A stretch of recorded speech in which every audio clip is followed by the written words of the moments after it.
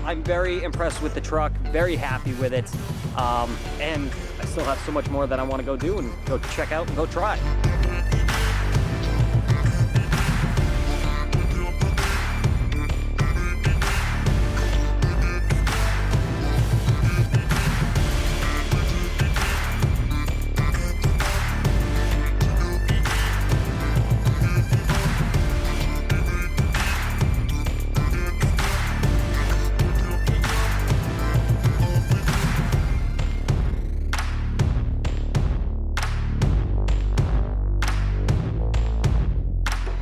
HPI venture on the rocks.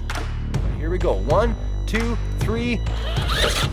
Nice job. Nice. Look at that. Super smooth and easy. This whole truck did amazing over all of the rock course as a whole.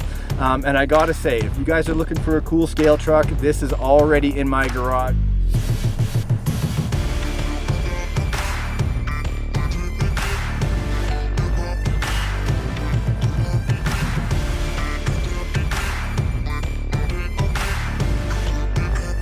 This car is very capable out of the box actually. This is quickly turning into one of my favorite trail trucks.